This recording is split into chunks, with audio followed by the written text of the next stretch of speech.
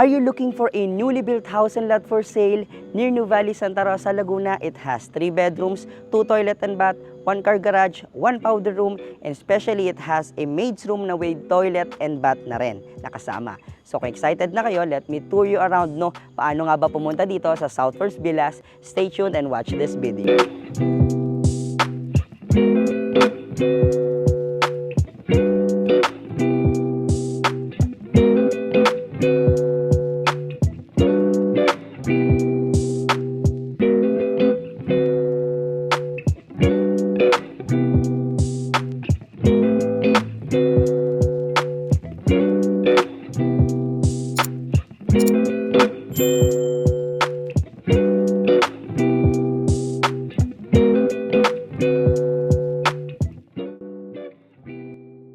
Hi guys! Today pupuntahan natin yung sinasabi ko sa inyong bago nating listing na house and lot dito lang sa South Forbes Villas.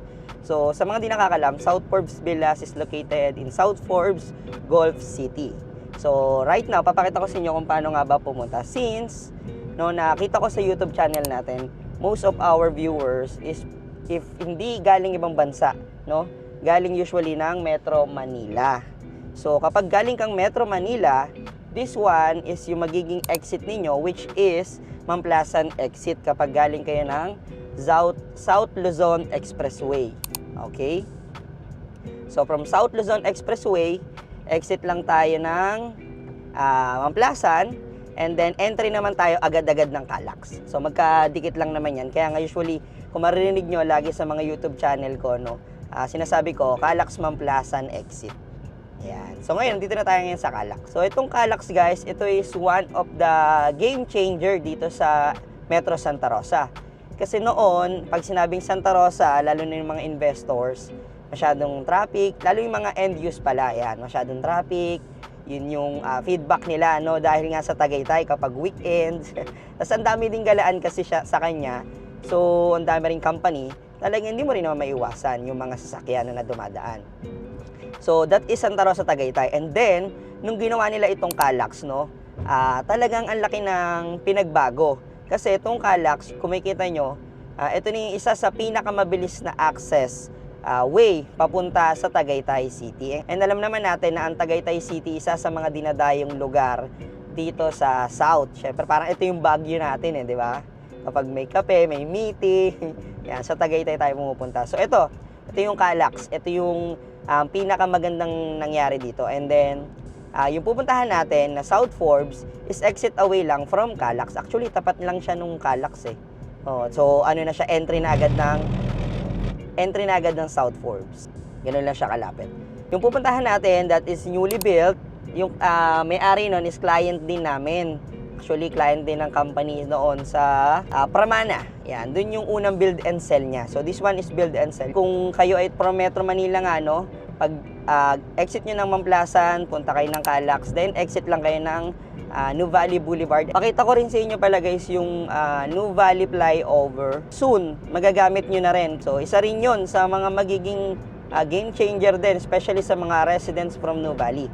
And yung pupuntahan natin na property guys is 15 minutes away lang. Actually, 10 minutes away lang from New Valley. And then from Calax, yung pag-entry natin, mga around 15 minutes, nandun na tayo mismo sa property. So literally, exit away lang siya and napakalapit lang niya sa New Valley. So continue natin yung pagdadrive. Later, pag malapit na, continue rin natin yung ating video. So ayan guys, nakita nyo na daanan natin, Laguna Boulevard, New Valley Boulevard exit.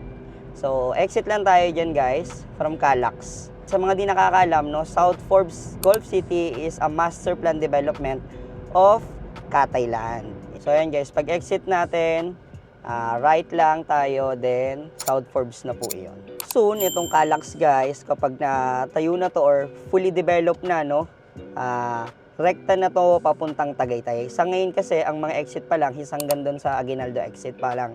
So, from doon naman, sa Aguinaldo exit, around 15 to 20 minutes na sa Tagaytay, proper ka na rin naman. Daan tong Nasugbu, papuntang Batangas. So, dudugsong nila yan, guys. So, soon, ayan yung isa sa mga abangan natin. And isa sa magpapataas ng value ng property natin. So, ayan guys, from exit natin sa Calax, ayan. Exit lang tayo ng Calax from Mamplasan, di ba? Nag-entry tayo. Ayan, right side lang. O, right turn lang tayo. Andiyan na yung South Forbes, Gulf City. So yun yan, nasabi ko sa inyo guys, from Mamplasan, ayan, Calax, ayun yung Nuvali flyover, no? Sa tapat guys.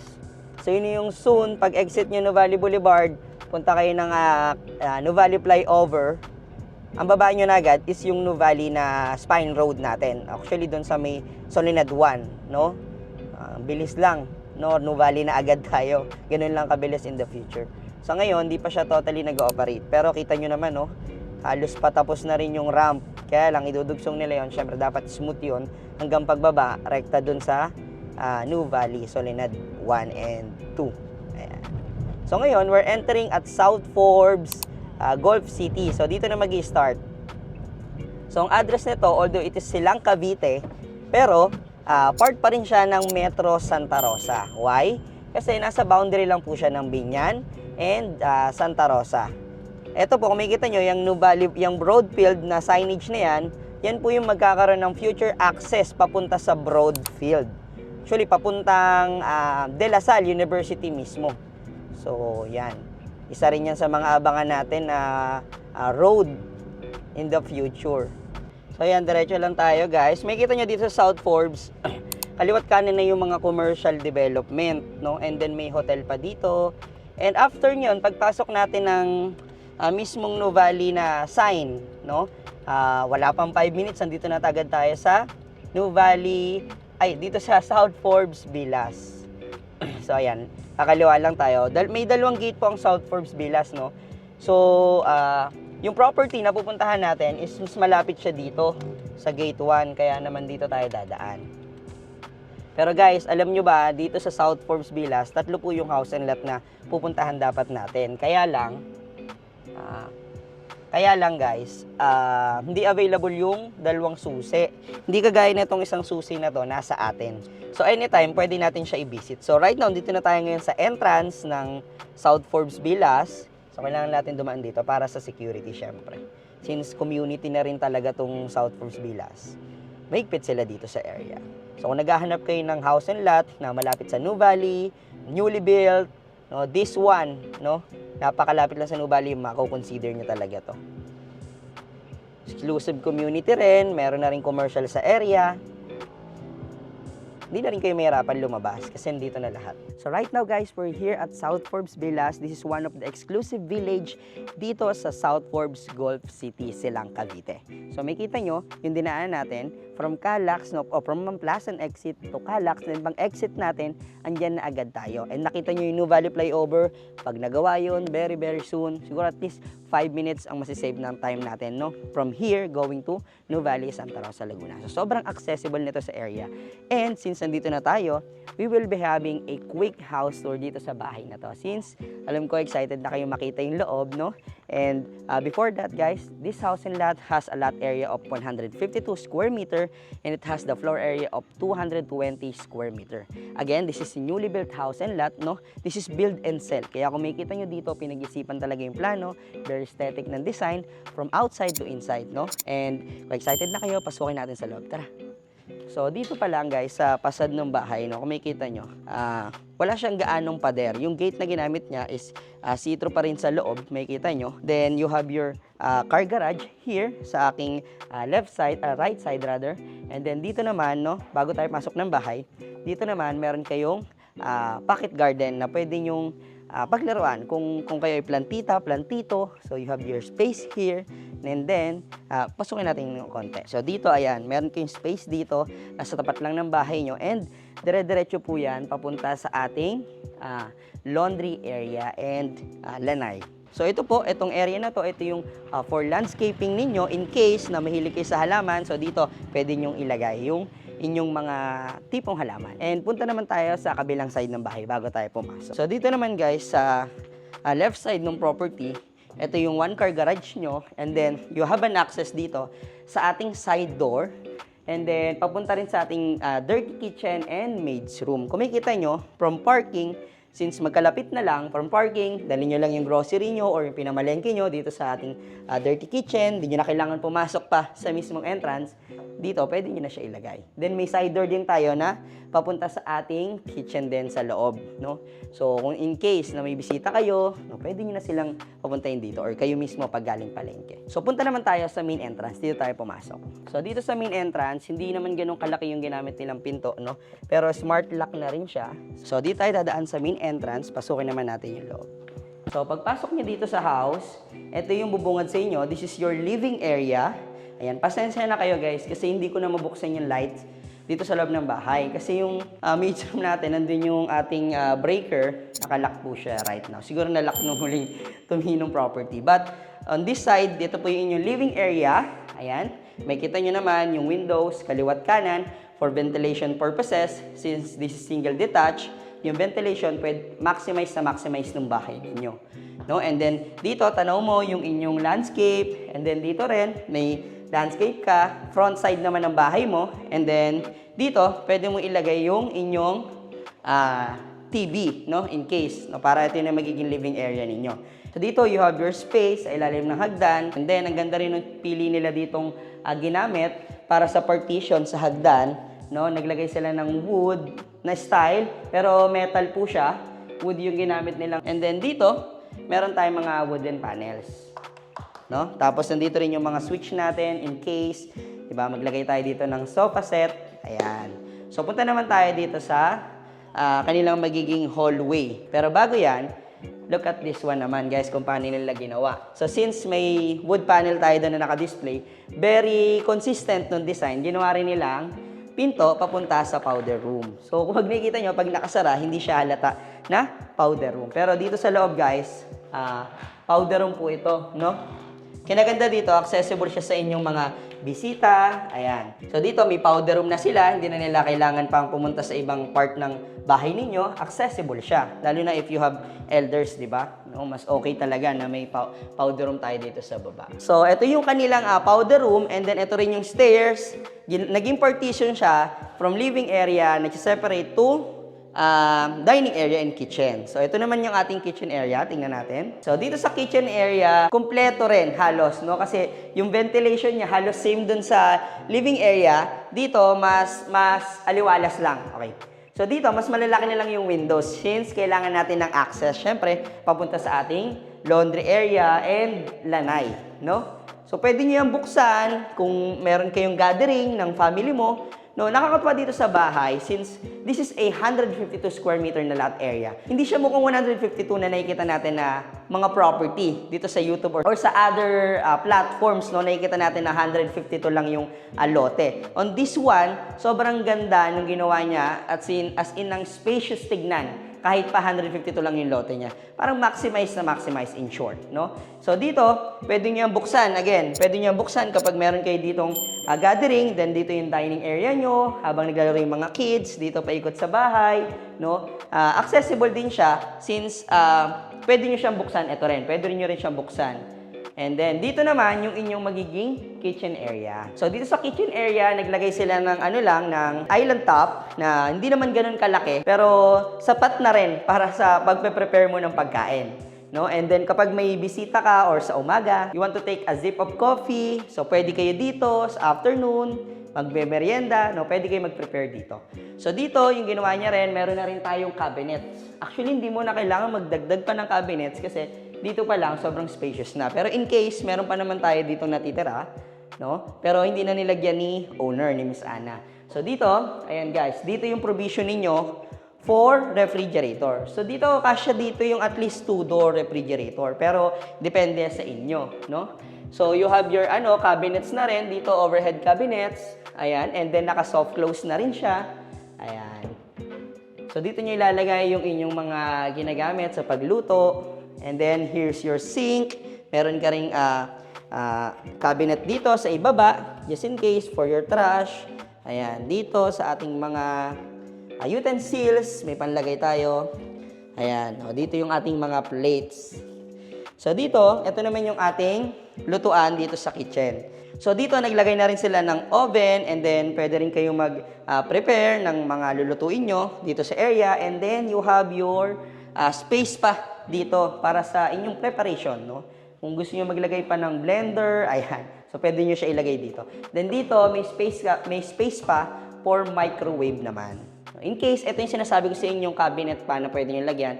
Pero tingin ko, dito pa lang sa nilagay ni owner, solve na kayo. So dito, meron ka pang space, lagayan ng inyong condiments. Ayan, so pwede nyo ilagay dito. Halos di nyo na magagamit yung ibang side doon. Dito pa lang, okay na.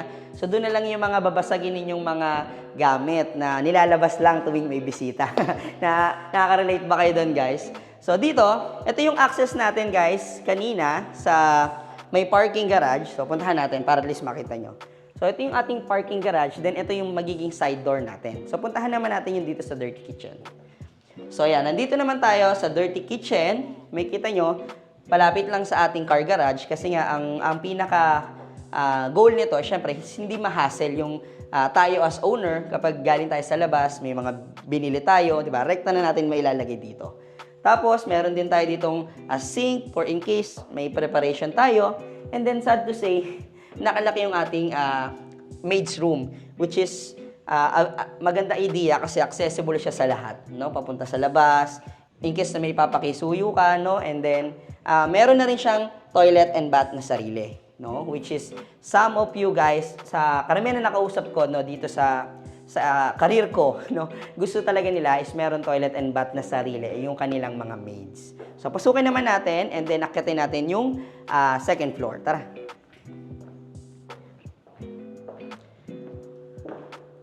So, dito sa second floor, very consistent pa rin ang ginamit nila kasi team kahoy pa rin yung halos yung kulay. And then white, kung makikita nyo, tatlong kulay lang halos eh.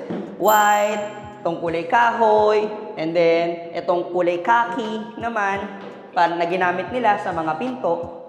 So we have 3 bedrooms dito sa taas. Unahin natin itong isang bedroom dito. So this is the first bedroom. This is perfect for your kids, no? Kung makikita nyo, lahat po ng room natin is may kasama ng aircon. So, kasama na rin yan sa bentahan ni ma'am, no? And then dito, meron na rin tayong cabinet na pinagawa ni ma'am. Alam nyo, pare-pares yan, kada room, yung cabinet, yung pinto, yung window, talagang sobrang, customized, kumbaga, no? Hindi siya iba-iba. Tapos, puntahan naman natin yung second bedroom. So, ito naman yung second bedroom. Ayan. So, dito, mas lang yung space ng kaunti. Tingin ko ito yung mas for kids. And if you have a panganay, pwede siya dito sa kabilang room, mas maluwag. So, dito, pwede niyang maging study area. So, meron din tayong ventilation dito. And then, meron din sa likod. No? And kung makikita nyo, meron na rin siyang cabinet. Mas malaki yung cabinet nito compare sa kabila, no? Since mas bata siguro yung gagamit, mas marami siyang gamit. So, mas maganda nga na mas malaki yung cabinet. So, punta naman tayo sa common toilet and bath nila dito. So, ito yung kanilang common toilet and bath. Ayan. So, pasukin lang natin. Kung makikita nyo, ito yung kanilang sink, yung shower.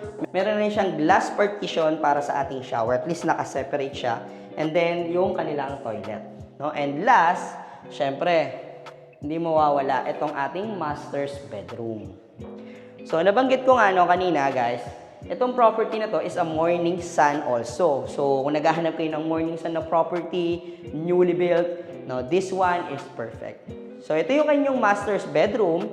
Kung makikita nyo, siya yung nag-occupy ng buong space dun sa second floor sa side na ito. So, pag ganun yung haba ng inyong master's bedroom. So, you have your own balcony na rin dito. So, medyo malawak din yung kanilang balcony dito, guys. Ayan. So, ito yung kanilang balcony. Ayan. So, may view kayo dyan.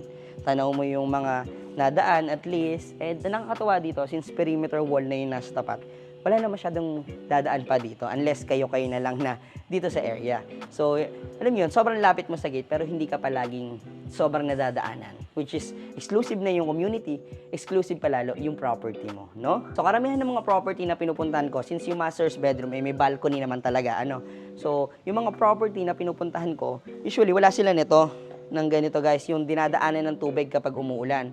So, kapag pinupuntahan namin, minsan may client kami, minsan basa. So, this one, naagos lang yung tubig papunta dito and then bumababa lang ulit pababa sa bahay. So, hindi siya totally napupuno ng tubig, which is yung kinaganda.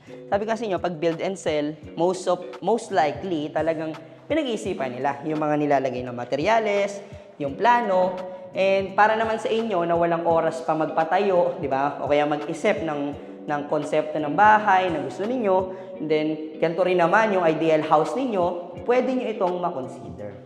So dito, naglagay sila ng mirror since this is your cabinet. Ayan. Since this is your cabinet, di lang sila siguro naglagay ng walk-in closet. No? Pero paglabas nyo guys ng CR nyo, ito na yung inyong cabinet. Then you have your mirror here. So ito yung inyong toilet and bath.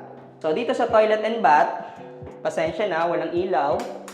Ayan. So ganun din. Ganun lang yung ginamit na materyales. Same lang din. They have your partition na glass. And then may shower ka dito, toilet, and then sink. No? And that's all guys. I hope you enjoyed our house tour no dito sa property na nasa likod ko. Ito ay isa sa mga bagong listing natin na available dito sa area. So again guys, this is a newly built house and lot for sale, Morning Sun. It has a lot area of 152 square meter and it has the floor area of 222 square meter. And this house and lot guys, we are selling it for 20 million, slightly negotiable as per owner. Ready to move in, wala, gamit nyo na lang yung dadalhin ninyo, pwede na kayong tumira agad, no? If you are someone na looking for a property, no, wala na kayong oras na magpatayo ng bahay or pumili ng lote, naghahanap kayo ng exit away, malapit sa New Valley, exclusive community, maybe this property might be your dream home.